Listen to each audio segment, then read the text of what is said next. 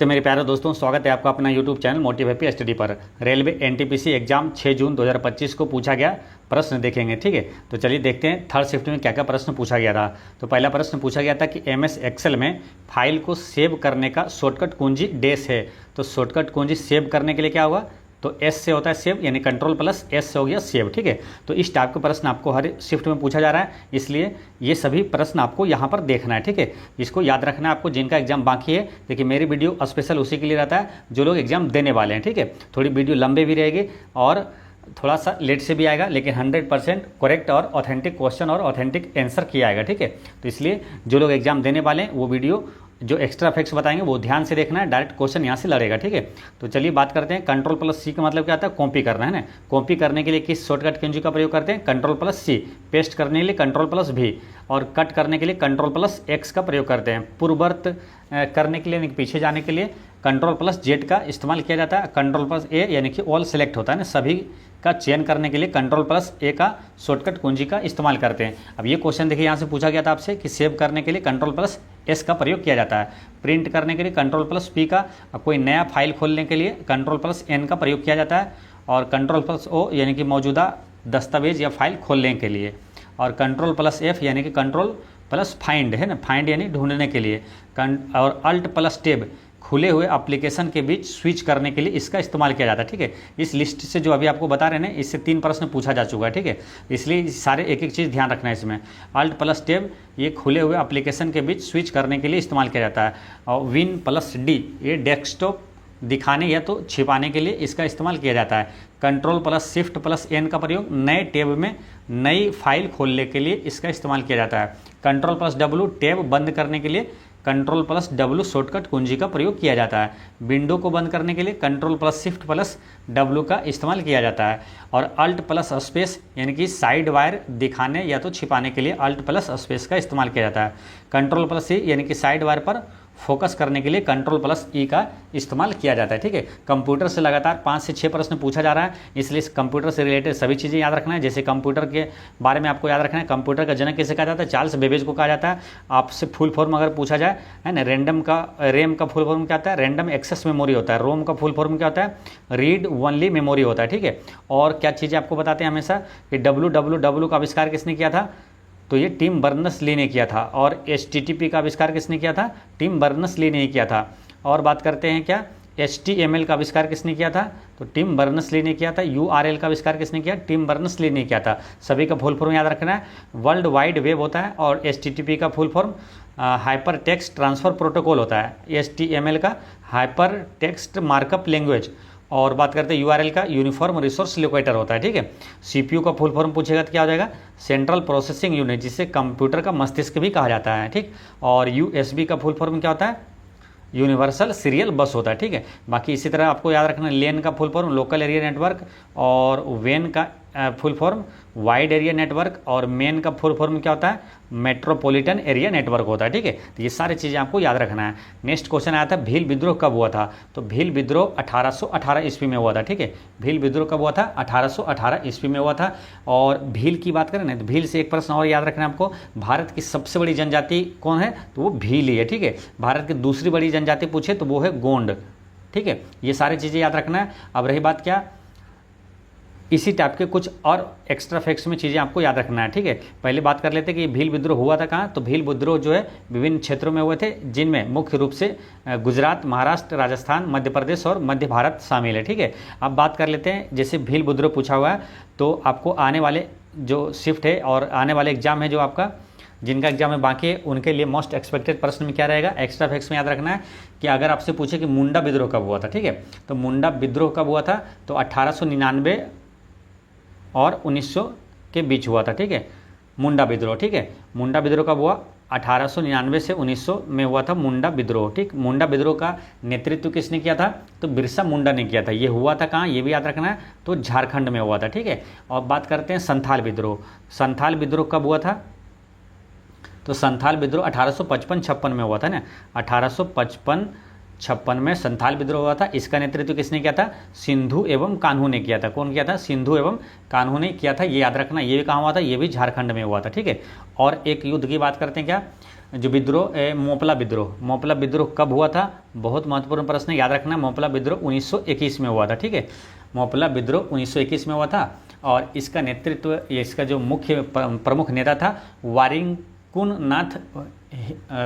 नाथ हिजी था, है ना, वारिंकुन नाथ हिजी था। और ये मोपला विद्रोह हुआ था कहाँ? तो केरल में हुआ था, ठीक है। ये चीज़ याद रखना है। और एक है पागलपंथी विद्रोह का नेतृत्व किसने किया था? तो करम शाह ने किया था। याद कैसे रखना है कि बेचारा पागल था, उसका कर्म खराब था कि पागल हो गया, है ना, कर्म खराब था कि पागल हो गया, यानी पागलपंथी विद्रोह का करम शाह नेतृत्व किया था, ठीक है। पागलपंथी विद्रोह की बात करें, ये कब हुआ था? 1813 में हुआ था, ठीक है। और बात करें ये कहाँ हुआ था? तो पश्चिम बंगाल, यानी कि बंगाल में ये पागलपंथी विद्रोह हुआ था, ठीक है। तो ये सारे फैक्ट्स आपको याद रखना है।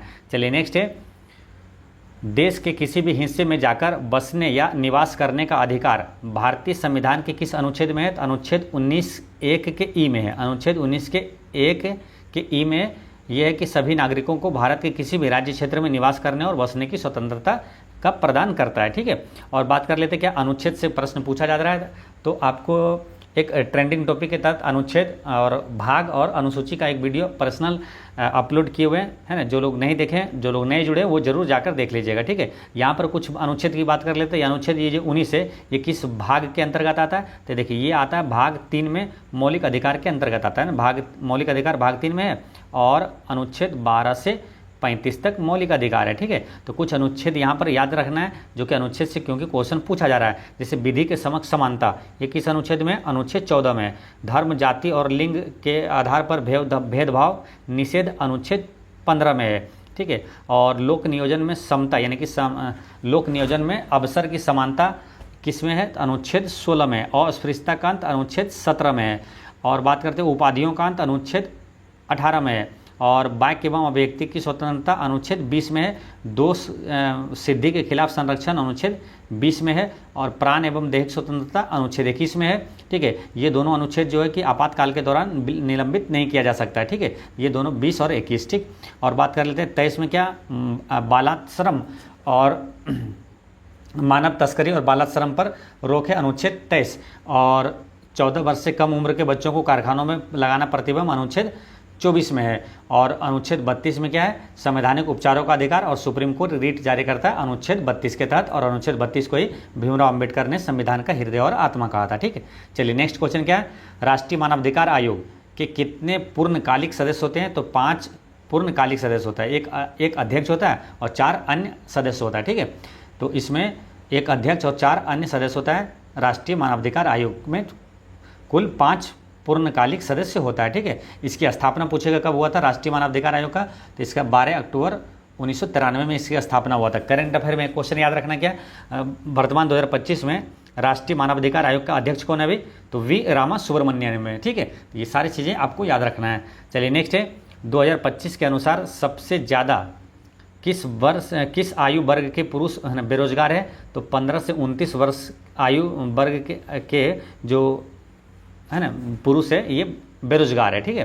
15 से 29 वर्ष की आयु के जो पुरुषों की बेरोजगारी का दर सबसे ज़्यादा है, 13.8% है, ठीक है। अच्छा, शहरी में यह कितना प्रतिशत है? 15% है। और ग्रामीण क्षेत्रों में 13% है, ठीक। तो ये ध्यान रखना है। नेक्स्ट है, power with in the leadership legacy of Narendra Modi पुस्तक के लेखक कौन है ना? ये पुस्तक किसके द्वारा लिखा गया है? तो ये लिखा गया आर बल्लू के द्वारा, है ना। इसका आंसर है आर बल्लू, इसका करेक्ट आंसर है। नेक्स्ट है, निम्नलिखित में से किस प्रतिहार राजा को आदि वराह की उपाधि दी गई है? तो मिहिर भोज को आदि वराह की उपाधि दी गई है। मिहिर भोज को आदि वराह की उपाधि दी गई थी। मिहिर भोज प्रतिहार वंश का सबसे महान शासक था और वह विष्णु का भक्त था, है ना। किसका भक्त था ये? मिहिर भोज विष्णु भगवान के ये भक्त थे। और बात करते हैं प्रतिहार वंश का संस्थापक अगर पूछे तो वो कौन था? नागभट्ट प्रथम था, ठीक है। ये चीज़ ध्यान रखना है। नेक्स्ट है, पूर्वी घाट का मैदान कैसा है? ठीक है, तो ये कैसा है? तो समतल क्षेत्र है ना। पूर्वी घाट एक पर्वत श्रृंखला है जो भारत के पूर्वी तट पर बंगाल की खाड़ी के समानांतर स्थित है। यह मैदान पूर्वी घाट और बंगाल की खाड़ी के बीच स्थित है, जो एक समतल क्षेत्र है, ठीक है।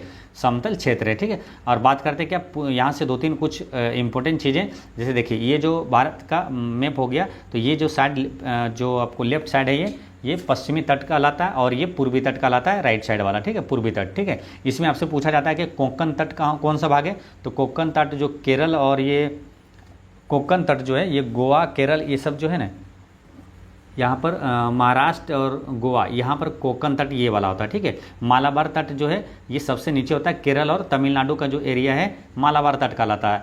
और इधर जो आपको पुदुचेरी और जो है आपका पुदुचेरी हो गया, और ये उड़ीसा, आंध्र प्रदेश इधर जो है कोरोमंडल तट में आता है, ठीक है। तो ये चीज़ ध्यान रखना है, कोरोमंडल तट इधर हो गया, मालाबार तट सबसे नीचे, और कोंकण तट ये लेफ्ट साइड हो गया। पश्चिमी घाट का जो क्षेत्र होता है कोंकण तट कहलाता है, ठीक है। ये चीज़ें भी ध्यान रखना है। अच्छा, इसी में कुछ मैप से क्वेश्चन पूछा जाता है, आपसे पूछा जाएगा कि अंडमान निकोबार द्वीप समूह कहाँ है, तो बंगाल की खाड़ी में, ठीक है। और पूछे अगर लक्षद्वीप कहाँ है, तो लक्षद्वीप इधर अरब सागर में है, ठीक है। तो ये चीज़ ध्यान रखना है। चलिए नेक्स्ट क्वेश्चन क्या आता है, भारत की कृषि में सिंचाई के लिए सबसे महत्वपूर्ण योगदान किसका है, तो भारत में कृषि की सिंचाई में भूजल कुओं का सबसे महत्वपूर्ण योगदान है, किसका, भूजल कुओं का, ठीक है। इसमें कुल सिंचाई का 67% हिस्सा है, और इसके बाद नहर सिंचाई का स्थान आता है, जो कि देश का लगभग 26% भूमि की सिंचाई करती है। नेक्स्ट है, अच्छा कृषि की बात आई है, तो अभी वर्तमान में जो केंद्रीय कृषि मंत्री कौन है, तो शिवराज सिंह चौहान है, ये ध्यान रखना है। भारत के संविधान का कौन सा अनुच्छेद सर्वोच्च न्यायालय को रिट जारी करने का अधिकार देता है। आपको एक्स्ट्रा फैक्ट्स में ये आपको बता चुके कई बार, ठीक है। जो लोग भी यहाँ चैनल पर है ये क्वेश्चन का आंसर आसानी से लगाकर आए होंगे, ठीक है। तो देखिए सुप्रीम कोर्ट आपको बताए थे क्या, हाई कोर्ट किस अनुच्छेद के तहत रिट जारी करता है, तो अनुच्छेद 226 के तहत। सुप्रीम कोर्ट किस अनुच्छेद के तहत, तो अनुच्छेद 32 के तहत रिट जारी करता है। कभी क्वेश्चन ऐसे भी पूछ लिया जाता है कि रिट कौन जारी करता है, हाई कोर्ट, सुप्रीम कोर्ट, या दोनों, या तो इनमें से कोई नहीं। तो ध्यान रखना है रिट जो है 5 प्रकार का होता है, ये दोनों जारी करता है, उच्चतम न्यायालय और उच्च न्यायालय दोनों, यानी हाई कोर्ट और सुप्रीम कोर्ट दोनों जारी करता है, ठीक है। अच्छा हाई कोर्ट पूछे किस अनुच्छेद में, हाई कोर्ट है किस अनुच्छेद में, तो अनुच्छेद 214 में, ठीक है। और सुप्रीम कोर्ट किस अनुच्छेद में, तो ये एक को इधर ले आइए, यानी कि 1, 2, 4 सुप्रीम कोर्ट किस अनुच्छेद में हो गया, अनुच्छेद 124 में है, ठीक है। ये चीज़ ध्यान रखना है। अब रही बात क्या, रिट कितने प्रकार का होता है, 5 प्रकार का, ठीक है। ये ध्यान रखना है, इसको डिटेल में समझिए। अगर पूछा जाए कि जो कि पूछ लिया जाता है कि किसी व्यक्ति को न्यायालय के सामने 24 घंटे के अंदर जो है प्रस्तुत करना, ये कौन सा रिट होता है, तो ये बंदी प्रत्यक्षीकरण होता है, ठीक है। इसलिए इस टाइप का प्रश्न आता है, इसको डिटेल में समझते हैं। देखिए बंदी प्रत्यक्षीकरण है ना, हेबियस कॉर्पस जो है इसका मतलब होता है शरीर उपस्थित करना, ये भी आपसे पूछ लिया जाता है ना। बंदी प्रत्यक्षीकरण का मतलब क्या था, शरीर को प्रस्तुत करो, ठीक है। यह रिट किसी व्यक्ति को अवैध रूप से हिरासत में लेने पर जारी किया जाता है, और यह व्यक्ति को न्यायालय के सामने प्रस्तुत करने का आदेश देती है। दूसरा है परम आदेश। देखिए एक बार समझ लीजिए, पहले पांचों है कौन कौन, एक बंदी प्रत्यक्षीकरण, परम आदेश, उत्प्रेषण और प्रतिषेध और अधिकार परीक्षा है, ठीक है। तो आप बात करते हैं परम आदेश की। परम आदेश इसका मतलब होता है हम आदेश देते हैं। परम आदेश का मतलब क्या होगा, हम आदेश देते हैं। यह रिट किसी सार्वजनिक अधिकारी को अपने कर्तव्य को पूरा करने का आदेश देने के लिए जारी की जाती है। फिर उत्प्रेषण, उत्प्रेषण में क्या है, इसका मतलब होता है नकल भेजें, उत्प्रेषण यानी नकल भेजें। यह रिट निचली अदालत या ट्रिब्यूनल को अपने फैसले को उच्च न्यायालय में भेजने का आदेश देती है। फिर प्रतिषेध है ना, प्रोहिबिशन, इसका मतलब होता है प्रतिबंधित। यह रिट निचली अदालत या ट्रिब्यूनल को अपने क्षेत्राधिकार से बाहर के मामलों को न देखने का आदेश देता है ना, प्रतिषेध करता है। ये अधिकार परीक्षा है ना, क्यो वारंटो है ना, इसका मतलब क्या होता है, किस अधिकार से, अधिकार परीक्षा मतलब किस अधिकार से। यह रिट किसी व्यक्ति को किसी पद पर अधिकार रखने के लिए है ना, पूछने के लिए जारी किया जाता है ना, कि आपका क्या अधिकार है, ये पूछा जाता है ना। तो अधिकार परीक्षा, ये 5 रिट होता है, ठीक है। तो ये चीज़ें सब ध्यान रखना है। नेक्स्ट है, किसी देश के किसी भी हिस्से में जाकर घूमने में, ये तो आपको बता चुके हैं, अनुच्छेद 19 के 1 में है, ठीक है। उत्तरापथ मार्ग किसको जोड़ता है ना, उत्तरापथ मार्ग किसको जोड़ता है, तो उत्तरापथ मार्ग जो है ये गंगा नदी के किनारे स्थित है। ये पंजाब और तक्षशिला को जोड़ता है, किसको, पंजाब और तक्षशिला को जोड़ता है, ठीक है। और उत्तरापथ की बात आई ना, तो एक क्वेश्चन उत्तरापथ से पूछा गया था, क्या किसे उत्तरापथ का स्वामी की उपाधि दी गई है, तो उत्तरापथ की स्वामी की उपाधि किसे दिया गया, धर्मपाल का ना। धर्मपाल वही है जो कि आपको भागलपुर में जो स्थित है विक्रमशिला विश्वविद्यालय की स्थापना किया था धर्मपाल, ठीक है। अब नेक्स्ट क्वेश्चन क्या आया था, कार्यशील युवा की आयु वर्ग डैश के बीच मानी जाती है। तो कार्यशील युवा का जो आयु होगा वो कितना होगा, 15 से 64 वर्ष तक का होगा ना, 15 से 64 वर्ष तक का होगा, क्योंकि 14 वर्ष तक के जो 14 वर्ष से कम बच्चों को है ना कारखानों में या तो काम में लगाना प्रतिबंध होता है ना, ये अनुच्छेद 24 में दिया हुआ है। ठीक है, तो 15 से 64 वर्ष तक के बीच माना जाता है। ठीक है, अच्छा एक क्वेश्चन आपको देखिए, यही क्वेश्चन इसी टाइप का सेम एसएससी एमटीएस 2022 में पूछा गया था कि विश्व स्वास्थ्य संगठन है ना किशोरों को देश के आयु समूह के लोगों के रूप में परिभाषित करता है। विश्व स्वास्थ्य संगठन किशोरों को यानी किशोरों को कितने वर्ष तक के है ना आयु समूह के लोगों के रूप में परिभाषित करता है, तो 10 से 19 वर्ष तक के जो बच्चा है उसको किशोर कहा गया है WHO के अनुसार, है ना, विश्व स्वास्थ्य संगठन के अनुसार। ठीक है, चलिए नेक्स्ट क्वेश्चन क्या है, इकहोर अश्वत्थामा के लिए डोगरी भाषा का साहित्य अकादमी पुरस्कार 2024 किसे दिया गया है ना। इकहोर अश्वत्थामा के लिए डोगरी भाषा का साहित्य अकादमी पुरस्कार 2024 किसे मिला है, तो चमन अरोड़ा को मिला। ठीक है, किसे मिला, चमन अरोड़ा को मिला। ठीक है, यहाँ पर आया भाषा डोंगरी भाषा को कब जोड़ा गया था भारतीय संविधान में, तो 2003 में जोड़ा गया था ना। 2003 में 4 भाषाओं को जोड़ा गया था, बोडो, डोंगरी, मैथिली, संथाली। ठीक है, बाकी आपको बता ही रही थी कि सिंधी को 1967 में जोड़ा गया था और नेपाली, मणिपुरी, कोंकणी को 1992 में जोड़ा गया था। नेक्स्ट है लभर पुस्तक किसने लिखा है, तो लभर पुस्तक इमिली हेनरी ने लिखा है। लभर पुस्तक के लेखक कौन है, तो इमिली हेनरी द्वारा लिखा गया है। ठीक है, और कोन्याक जनजाति ये किस राज्य में पाया जाता है, तो कोन्याक जनजाति जो है ये नागालैंड राज्य में पाया जाता है। नागालैंड से अक्सर क्वेश्चन पूछा जाता है, तो 1-2 प्रश्न याद रखना। यहाँ हॉर्नबिल महोत्सव कहाँ मनाया जाता है, नागालैंड में। 2011 के जनगणना के अनुसार किस राज्य की जनसंख्या निगेटिव रही, नकारात्मक रहा, तो नकारात्मक वृद्धि दर रहा था नागालैंड का। ठीक है, चलिए नेक्स्ट है केंद्र शासित प्रदेश में नगर परिषद की स्थापना किसके द्वारा किया जाता है, तो नगर परिषद की स्थापना केंद्रीय सरकार द्वारा किया जाता है। नेक्स्ट क्वेश्चन आता है कि भारत का पहला यात्री ड्रोन कौन सा है, तो भारत का पहला यात्री ड्रोन का नाम है वरुण। ठीक है, इसका करेक्ट आंसर क्या, वरुण, है ना। प्रधानमंत्री नरेंद्र मोदी ने भारत के पहले यात्री ड्रोन जो है वरुण का अनावरण किया था। जब वरुण की बात करें तो वरुण से एक सैन्य अभ्यास भी है ना, वरुण सैन्य अभ्यास किसके बीच है, तो भारत और फ्रांस के बीच है। ठीक है, तो ये चीज़ भी ध्यान रखना है। अब नेक्स्ट क्वेश्चन क्या था, एसिटिक एसिड है ना, जिसका फॉर्मूला क्या होता है CH3COOH का सोडियम एसीटेट में रूपांतरण होता है, तो ये कौन सी अभिक्रिया कहलाता है, तो उदासीनीकरण अभिक्रिया कहलाता है ना। ये रिएक्शन भी देख सकते हैं, जो कि एसिटिक एसिड का जब सोडियम हाइड्रोक्साइड से अभिक्रिया करता है तो ये सोडियम एसीटेट और जल बनाता है। ठीक है, ये चीज़ ध्यान रखना है। चलिए एक चीज़ आपसे ये पूछा जाता है क्या, एसिटिक एसिड जो है तो ये किस में पाया जाता है, सिरका में ना। सिरका में कौन सा अम्ल पाया जाता है, तो एसिटिक अम्ल पाया जाता है। और आपसे पूछ लिया जाएगा कि एसिटिक अम्ल का सूत्र, तो ये याद रखना है CH3COOH होता है। ठीक है, अभिक्रिया में इसमें क्या हुआ देखिए, एसिटिक एसिड एक कमजोर अम्ल अपने हाइड्रोजन आयन है ना, हाइड्रोजन आयन को सोडियम हाइड्रोक्साइड को प्रदान करता है। सोडियम हाइड्रोक्साइड एक मजबूत क्षारक हाइड्रोजन आयन को स्वीकार करता है और सोडियम एसीटेट और पानी बनाता है। नेक्स्ट क्वेश्चन आया था क्या, अभिदम पिटक में कौन सा अध्ययन शामिल है। ठीक है, इस टाइप के क्वेश्चन जो है रेलवे आपको टेक्नीशियन में भी क्वेश्चन पूछा गया था। ठीक है, तो आपको यहाँ पर याद रखना है क्वेश्चन वहाँ से जो टेक्नीशियन में वही क्वेश्चन यहाँ पर भी पूछा है।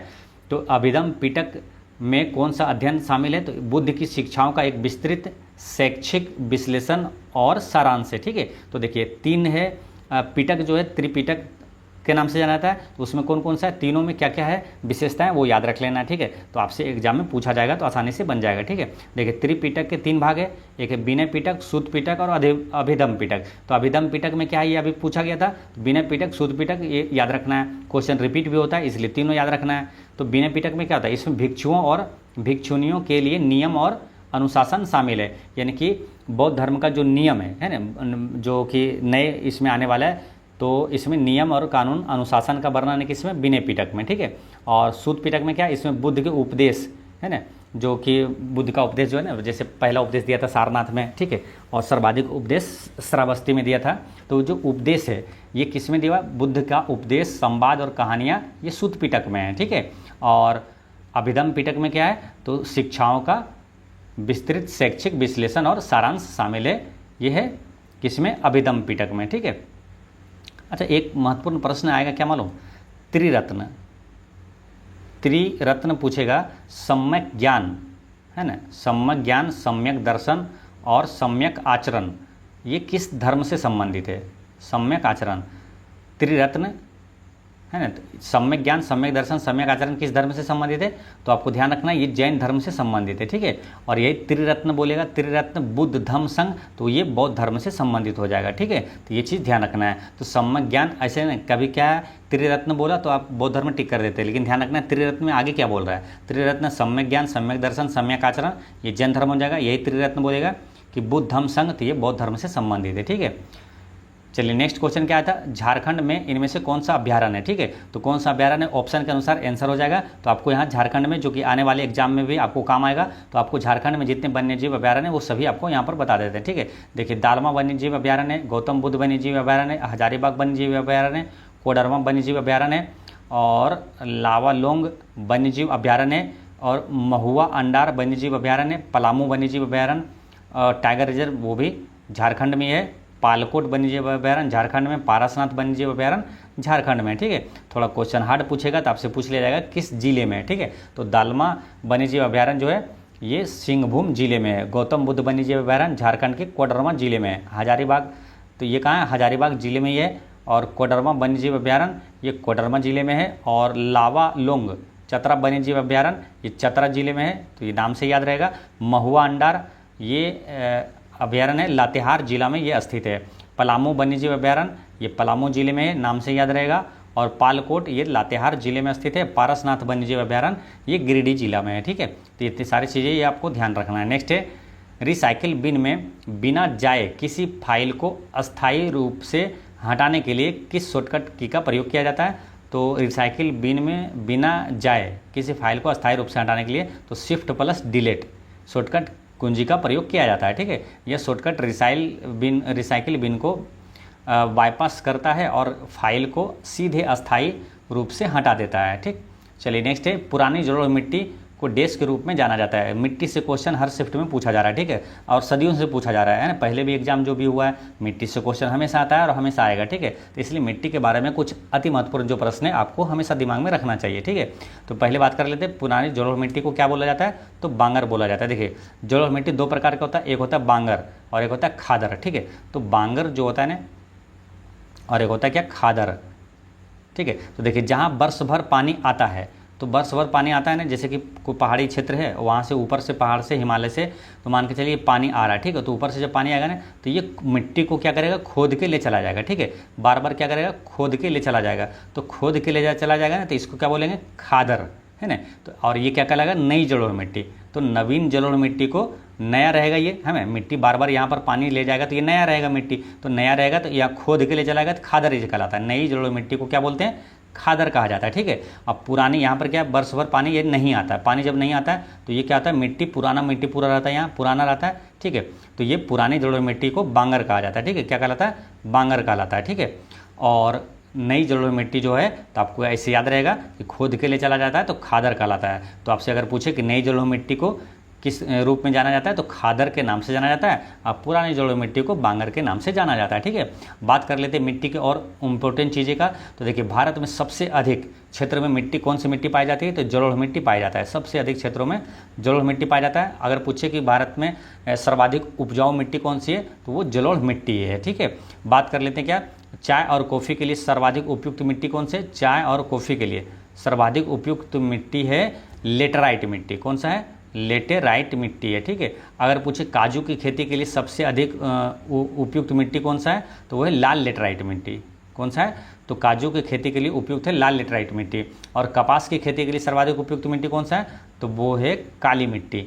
कपास की खेती के लिए काली मिट्टी सबसे उपयुक्त है, इसीलिए इसे काली कपासी मिट्टी भी कहा जाता है और काली मिट्टी को रेगुर मिट्टी भी कहा जाता है, ठीक है। ये चीज़ें ध्यान रखना है। और रही बात क्या, मिट्टी का अध्ययन क्या कहलाता है, तो पेडोलॉजी कहलाता है, ठीक। चलिए नेक्स्ट क्वेश्चन क्या है, पालीगर का विद्रोह अंग्रेज के विरुद्ध किस प्रेसिडेंसी में हुआ था, तो पालीगर का विद्रोह ये मद्रास प्रेसिडेंसी में हुआ था, ठीक है। पालीगर यानी कि पालियकार का विद्रोह भी कहा जाता है, अंग्रेजों के खिलाफ मद्रास प्रेसिडेंसी में हुआ था। और यह विद्रोह तमिलनाडु के पूर्व तिरुनेलवेली साम्राज्य के पॉलीगर्स यानी कि पालियकार और ब्रिटिश ईस्ट इंडिया कंपनी के बीच 1802 से 1805 के बीच हुआ था, ठीक है। तो ये ध्यान रखना है कि तमिलनाडु के पूर्व तिरुनेलवेली साम्राज्य के पॉलीगर्स और ब्रिटिश ईस्ट इंडिया कंपनी के बीच हुआ था। कब, 1802 से 1805 ईस्वी के बीच हुआ था, ठीक है। चलिए नेक्स्ट है, हाल ही में 900 कैरियर गोल तक पहुंचने वाले पहले खिलाड़ी कौन बने, यानी कि 900 गोल करने वाला पहला खिलाड़ी कौन बना है, क्रिस्टियानो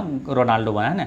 5 फरवरी 1985 में इनका जन्म हुआ था। ये पुर्तगाली पेशेवर फुटबॉलर है, ठीक है। तो अगर पूछे क्रिस्टियानो रोनाल्डो है किस खेल से संबंधित है, तो फुटबॉल से, और ये कहाँ है, पुर्तगाल का है, ठीक है, जो सऊदी अरब के क्लब अल नासार के लिए फॉरवर्ड के रूप में खेलते हैं, और पुर्तगाल का राष्ट्रीय टीम की कप्तानी भी करता है क्रिस्टियानो रोनाल्डो, ठीक है। चलिए नेक्स्ट है, प्रधानमंत्री का प्रमुख सचिव पूछा था, प्रमुख सचिव है ना 2 है ना, सचिव 2 पूछा था। दूसरा सचिव कौन है ये पूछा था, तो ये शक्तिकांत दास है, जो कि आरबीआई के पहले गवर्नर भी रह चुके हैं, ठीक है। और प्रधानमंत्री का प्रधान सचिव अगर पूछे तो वो कौन है, प्रमोद कुमार, यानी कि पीके मिश्रा है, ठीक है, प्रमोद कुमार मिश्रा, तो ये ध्यान रखना है, ठीक है। चलिए नेक्स्ट है, 1905 के बंगाल विभाजन किस वर्ष रद्द किया गया था, ये क्वेश्चन भी क्या है, बहुत बार ये क्वेश्चन रिपीट होता है, ठीक है। तो ये किस वर्ष रद्द किया गया था, तो 1911 में ये रद्द हो गया था, और किसके समय हुआ था ये भी ध्यान रखना है, तो लॉर्ड हार्डिंग द्वितीय के समय हुआ था, क्योंकि लॉर्ड हार्डिंग द्वितीय का कार्यकाल था 1910 से 1916 तक था, ठीक है। तो ये बंगाल विभाजन रद्द कब हुआ था, 1911 में हुआ था, ठीक है। बंगाल विभाजन हुआ था किसके समय, तो उस समय वायसराय कौन था, लॉर्ड कर्जन के समय हुआ था, ठीक है। और लॉर्ड कर्जन के समय बंगाल विभाजन 1905 में हुआ था। 1905 में और क्या होता, स्वदेशी आंदोलन कब हुआ था, 1905 में ही हुआ था, ठीक है। तो ये चीज़ भी ध्यान रखना है। चलिए नेक्स्ट है, ऊर्जा का एसआई मात्रक क्या है, तो एसआई मात्रक से भी प्रश्न आपसे पूछा जा रहा है, तो इसलिए एसआई मात्रक के बारे में आपको पढ़ के जाना है, ठीक है। जैसे ऊर्जा का एसआई मात्रक क्या है, जूल होता है। कार्य का एसआई मात्रक पूछे तो वो भी जूल होता है, ठीक है। कुछ ऐसे एसआई मात्रक है जो कि सेम होता है ना, पूछा जाता है कभी आपसे कि किसका एसआई मात्रक एक ही होता है, समान होता है। जैसे कार्य और ऊर्जा का एसआई मात्रक क्या हो गया, जूल हो गया, ठीक है। उसी प्रकार भार और बल, ये दोनों का एसआई मात्रक क्या होता है, न्यूटन होता है, ठीक है। उसी प्रकार दोनों का एसआई मात्रक हो गया न्यूटन। उसी प्रकार अगर पूछे चाल का एसआई मात्रक क्या होता है, तो मीटर प्रति सेकंड होता है। गति का एसआई मात्रक क्या होता है, वो भी मीटर प्रति सेकंड होता है। वेग का एसआई मात्रक क्या होता है, वो भी मीटर प्रति सेकंड होता है, ठीक है। तो ये चीज़ें ध्यान रखना है। अब बात कर लेते हैं मूल राशि और उसके मात्रक, ठीक है। जैसे लंबाई का एसआई मात्रक क्या होता है, मीटर, द्रव्यमान का किलोग्राम, समय का सेकेंड, तापमान का केल्विन, और विद्युत धारा का एम्पियर, और ज्योति तीव्रता का कैंडला, और पदार्थ की मात्रा का एसआई मात्रक मोल होता है, ठीक है। कुछ व्युत्पन्न राशियां और उसके मात्रक ध्यान रख लेते हैं। जैसे वेग का एसआई मात्रक क्या होगा, मीटर प्रति सेकंड। त्वरण का मीटर प्रति सेकंड स्क्वायर होता है, त्वरण का एसआई मात्रक मीटर प्रति सेकंड स्क्वायर होता है। बल का एसआई मात्रक न्यूटन हो गया। ऊर्जा और कार्य दोनों का एसआई मात्रक जूल होता है, और बल और भार दोनों का एसआई मात्रक न्यूटन होता है। शक्ति का एसआई मात्रक क्या होता है, वाट होता है, ठीक है। शक्ति का एसआई मात्रक वाट हो गया। दाब का एसआई मात्रक क्या होता है, पास्कल होता है। और कोणीय वेग का एसआई मात्रक रेडियन प्रति सेकंड होता है, ठीक है। तो दोस्तों इस तरह से थर्ड शिफ्ट में पूछा गया सभी प्रश्न होता है समाप्त। और अब देखते हैं सेकंड शिफ्ट में, जो कि आपको डिटेल में आपको बता भी चुके हैं। तो यहाँ पर एक बार सरसरी निगाहों से देख लेते हैं कौन कौन सा क्वेश्चन पूछा गया था, ठीक है। देखिए प्रश्न आया था क्या, 1929 का जो लाहौर अधिवेशन हुआ था, उस समय वायसराय कौन था, लॉर्ड इरविन था। वक्फ बिल में परिवर्तन क्या हुआ था, आपको डिटेल में इसमें बता चुके हैं, ठीक है।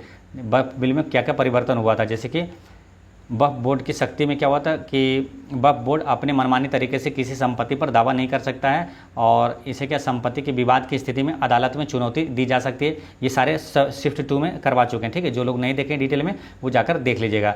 नेक्स्ट क्वेश्चन क्या आया था, भारत में सिंचाई का मुख्य स्रोत, ये क्वेश्चन भी आया था थर्ड शिफ्ट में भी, सेकेंड शिफ्ट में भी आया था। तो भूजल, और उसके बाद है मुख्य स्रोत है नहरें और कुएँ, ठीक है। और इसमें आता है क्या, अल्ट प्लस टैब दबाने पर क्या होता है, तो अल्ट प्लस टैब दबाने पर खुले हुए एप्लीकेशन या तो विंडोज़ के स्विच करते हैं। नेक्स्ट है क्या आया था कि रसोई में परासरण, रसोई में परासरण का उदाहरण कौन सा है, तो जैसे किशमिश का पानी में भिगोना, सलाद का मुरझाना, और गाजर का पानी सोखना, खीरा का अचार बनना, ये सब परासरण का उदाहरण है। नेक्स्ट आया था क्या, OCI का फुल फॉर्म पूछा था, तो ओवरसीज सिटीजन ऑफ इंडिया। और एक आया था क्या, निसिम है ना, निसिम इजेकिल की प्रसिद्ध पुस्तक। तो 4 इनकी पुस्तक है, याद रखना है, जो भी ऑप्शन में होगा आंसर हो गया होगा ना, the unfreezed man, the exact man, और नाइट ऑफ द स्कॉर्पियन, और द पेट्रियट, ये सब किसके, निसिम इजेकिल की पुस्तक है ये। नेक्स्ट है गुप्त साम्राज्य में सामंत और भक्ति क्या है, तो सामंत क्या था, एक ऐसा व्यक्ति था जो राजा या शासक के अधीन भूमि प्राप्त करता था और बदले में अपनी सेवाओं और सहायता का वचन देता था। भक्ति क्या है, ये विष्णु, विशेष रूप से भगवान विष्णु के प्रति गुप्त काल में धार्मिक जीवन का एक महत्वपूर्ण पहलू था, जिसमें प्रेम और समर्पण के माध्यम से देवताओं से जुड़ने की भावना शामिल थी। महासेनापति किसे कहा जाता है, एक्स्ट्रा फैक्ट्स में आपको बताएं कि महान सेनापति सैन्य विभाग का प्रमुख होता था। और दंड पासिका पूछे तो पुलिस विभाग का अधीक्षक कहलाता था दंड पासिका। और खडिया तापकी का ये शाही रसोई का प्रभारी था। नेक्स्ट है किस उपन्यास को 2024 से बुकर पुरस्कार के लिए चुना गया था, तो ऑर्बिटल उपन्यास को चुना गया था। ठीक है, अब एक्स्ट्रा फैक्ट्स में ये सारी चीज़ याद रखना है कि बुकर पुरस्कार जो है किसे दिया गया था 2024 में, सामंथा हार्वे को ऑर्बिटल उपन्यास के लिए दिया गया था। ठीक है, और 2024 का अंतर्राष्ट्रीय बुकर पुरस्कार किसे मिला, तो जेनी एरपेन बेक को मिला और केरोस पुस्तक के लिए दिया गया है। अंतर्राष्ट्रीय बुकर पुरस्कार 2025 जो की है ये घोषणा हो चुकी है, ये किसको मिला, वानू मुश्ताक को मिला हॉट लैम्प के लिए। ठीक है, चलिए नेक्स्ट आया था क्या, अंतर्राष्ट्रीय ओलंपिक समिति के 10वें अध्यक्ष के रूप में किसे नियुक्त किया गया, तो क्रिस्टी कोवेंट्री को नियुक्त किया गया है। नेक्स्ट क्वेश्चन क्या था, निःशुल्क न्यायिक सहायता किस में शामिल है, तो ये आपको अनुच्छेद 39 के ए में है और ये किस में आ जाएगा, डीपीएसपी में है। ठीक, रैम का कार्य क्या है, तो ये आपको बता चुके हैं रैम का कार्य क्या है कि रैंडम एक्सेस मेमोरी यानी कंप्यूटर का अस्थायी स्टोरेज है जो सीपीयू को डेटा और निर्देशों को जल्दी से एक्सेस करने की सुविधा प्रदान करता है। नेक्स्ट क्या था, नरेंद्र मोदी ने गति शक्ति किस लिए लाया था, तो गति शक्ति योजना इसका मुख्य उद्देश्य क्या था कि विश्व स्तरीय बुनियादी ढांचों को तैयार करना है, कनेक्टिविटी बढ़ाना, लॉजिस्टिक लागत कम करना और वैश्विक प्रतिस्पर्धा को बढ़ावा देना है। नेक्स्ट क्या था, शकों पर विजय प्राप्त करने के बाद चंद्रगुप्त मौर्य ने सेल्यूकस निकेटर की मतलब किससे विवाह किया था, ये क्वेश्चन आया था, तो सेल्यूकस निकेटर की बेटी हेलिना से किया था। और अगर एक्स्ट्रा फैक्ट्स में याद रखना, चंद्रगुप्त मौर्य का पहला विवाह किसके साथ हुआ था, तो नंद राजकुमारी दुर्धरा के साथ हुआ था। ठीक है, अगर पूछे आपसे कि शकों को पराजित करने के बाद चंद्रगुप्त द्वितीय ने किससे विवाह किया था, तो कुबेर नागा से विवाह किया था। थार रेगिस्तान के क्षेत्र में कौन नहीं आता है, तो थार रेगिस्तान में कौन कौन आता है वो ध्यान रखेंगे तो आंसर बन जाएगा, है ना। जिसे थार रेगिस्तान जिसे महान भारतीय मरुस्थल भी कहा जाता है, एक ऐसा रेगिस्तानी क्षेत्र है जो उत्तर पश्चिमी भारत और दक्षिण पूर्वी पाकिस्तान में फैला हुआ है। यह पश्चिम में सिंधु नदी के मैदानों, उत्तर पूर्व में पंजाब के मैदान और दक्षिण पूर्व में अरावली पर्वतमाला और दक्षिण में कच्छ के रण से घिरा हुआ है। स्वदेशी आंदोलन कब हुआ था, 1905 में हुआ था। और बंगाल विभाजन कब हुआ था, वो भी 1905 में हुआ था। ठीक है, ये और स्वदेशी आंदोलन 7 अगस्त 1905 को ये कोलकाता टाउन हॉल से शुरू हुआ था। नेक्स्ट है, प्रधानमंत्री नरेंद्र मोदी 43 साल में किस खाड़ी देश की यात्रा करने वाले पहले भारतीय पीएम बन गए हैं, तो ये कुवैत की। ठीक है, नेक्स्ट है 2014 की कौन सी योजना जो निवेश निर्माण स्किल से संबंधित है, तो मेक इन इंडिया इसका करेक्ट आंसर है। नेक्स्ट है, वर्तमान में भारत का नियंत्रक एवं माले का परीक्षक कौन है, संजय मूर्ति है। 2025 में भी इसरो का अध्यक्ष कौन है, तो वी नारायणन है। ठीक है, गुप्त काल के ब्राह्मणों एवं मंदिरों को दी जाने वाली भूमि को क्या कहा जाता था, अग्रहार कहा जाता था। दिल्ली के मुख्यमंत्री रेखा गुप्ता किस विधानसभा क्षेत्र से चुनाव लड़ी थी, तो शालीमार बाग विधानसभा क्षेत्र से ये चुनाव लड़ी थी। ठीक है, ये सारी चीज़ें आपको ध्यान में रखना है। तो दोस्तों, और फर्स्ट शिफ्ट की रही बात, तो वो आपको वीडियो डाला हुआ है, जो लोग नहीं देखें वो जाकर जरूर देख लीजिएगा। दोस्तों, इस तरह से 6 जून को पूछा गया सभी प्रश्न होता है समाप्त। और मिलते हैं नेक्स्ट वीडियो में, है ना, अगले शिफ्ट के साथ, अगले एनालिसिस के साथ। पढ़ते रहें, मुस्कुराते रहें। जय हिंद दोस्तों।